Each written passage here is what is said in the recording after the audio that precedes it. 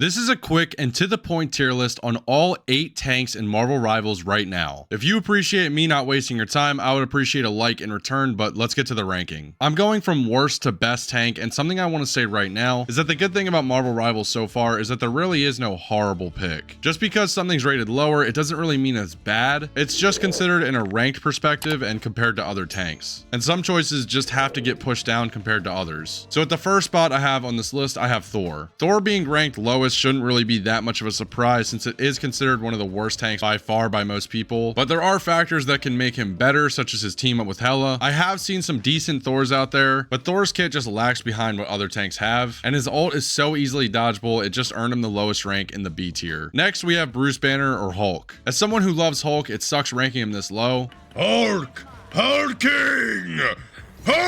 But since he's a dive tank and you have to compare him to other dive tanks like Venom, and with that comparison alone, it's kind of a no-brainer who's better. On top of that, the higher rank lobbies I've been in so far, Hulk just seems to get beamed if he's even picked. And when he turns back into Bruce, he's usually immediately melted since people are just watching and waiting for it. His ult makes him a great bullet sponge, and being able to dive definitely helps, but it still lands him here at B on this list. Next, we have Captain America, an all-around balanced pick, but it's just one that never truly benefits your team over other picks. He's a weird mix between an anchor and a dive tank, and his abilities are just straight up balanced. He can run, jump, dive, and even deflect ults like Iron Man's, but still lacks that nature of having a super annoying thing to deal with that some of the other tanks in this list will have. And the all-around nature of this character just puts Captain America at B on this list. Next, I have Penny Parker. She's a great tank for getting kills and locking down an area, but as far as an actual tank role, her survivability can be very low compared to others, especially if she's caught alone. Her non-stop traps can be a problem, but the second everyone realizes that you can just shoot it out, Penny mains are going to have to start placing her traps more smart, which is going to hurt her ability to lock down areas so easily. But her damage potential is high, so I'm going to leave her at the bottom of A tier, but she feels more like a beefy DPS than a tank so far in my time playing. But tell me in the comments where you'd rank Penny, because this is one I could see being anywhere. Next, I have Doctor Strange. There have been some high elo Doctor Stranges that have just straight up pissed me off, and when I tried to figure it out like them, I could not get it down. So I definitely give my props to them, but I've also had games won and lost just from Doctor Strange's portals alone, and his ult has a huge potential to shut down the entire team's push. His shield ability can also shut down a push, or even an ult, and really all that leads to Doctor Strange being a great choice at tank. So for that, I put him at A tier on this list as well. I have one tank left for A tier, and this might shock a lot of people, but if his team up is active, then he immediately moves up to an S tier in my opinion, and that's going to be Magneto. As someone who usually plays Magneto when I play tank, I can admit his kit is very strong, but when I don't have the team up active with Scarlet Witch and I can't use the Chaos Sword, I feel so much less strong and it makes me want to swap off him. And with Scarlet Witch not even being one of the top DPS right now, you're putting your team at a disadvantage in high elo if you need this team up. As for your survivability with him, it's actually very high if you know how to space your bubble and curtain shield out correctly. And your damage on him is actually decent, and I'd say it's even decent enough to be the reason you win team fights. For his ult to truly be strong, however, you need the other team to be shooting at you during it, and the higher you go in rank, the more the other team is gonna know this and not feed into that damage. So for all that, I leave Magneto at the top of A tier, but if you have a Scarlet Witch on your team, I could definitely see why you'd put him at the bottom of S, because the Chaos Sword can do so much damage to lower health enemies. It's time to rank the final 2 tanks, and for a pick I didn't really expect to rank this high, I'm going to have to put him here, and that's going to be Groot. I'm personally not good at Groot and can't utilize his walls as good as other people I've seen, but from what I've won against so far in ranked, with good Groot mains out there knowing how to split the team in half correctly and completely isolating the team from their support, it's gotten me or the rest of my team killed so much, I just have to put Groot up this high. Groot is one of those characters like Spider-Man, where if you haven't really went up against a truly good player yet, you won't get what I mean, but when you do, you'll see how good they can utilize their kit and how strong they can make Groot feel. For the final tank on this list, it really shouldn't be a surprise at this point, it's Venom. Not only does his team up buff Spider-Man, who's an absolute nightmare at high elo, but virtually anyone can pick him up. He just seems to be good at any rank of the game right now. After 2 games, you've pretty much figured out how to play him, and it's just that easy to use. His whole kit is built around diving, which with the game right now, diving just seems to be the meta. Swing in, dive, do some damage, and once you've been hit enough and you were able to turn the enemy team around, pop your overshield and just swing out and get healed by your supports. And it's this rinse and repeat cycle that you can just spam for the whole game. It just leads Venom to be one of the best tanks right now. He has huge kill potential and massive survivability. The only drawback to him is you can't shield the rest of your team as a tank, but you won't really need to do that since when you're playing him, you're turning the enemy team around so much. Their attention isn't even focused on the rest of your team. It's usually on you diving on their supports. Your team is going to get free kills off this distraction, and you're also probably never going to die since you have that overshield. Well, that's going to do it for my tier list, and if you skip to this point in the video to see where I ranked everything, I don't even blame you, I do it too. But I timestamped everything, so if you're interested why I rank someone where they are, you can go back and check. If you did watch all the way up until this point, comment the next character you guys want to see added to this game. I've been seeing some TikToks out there of those, and I think they're pretty cool to look at. Leave me a comment if you disagree or agree with any of my rankings and tell me where you would put them. If you could leave me a like on your way out, I would appreciate it a lot. But other than that, I'm out, bro.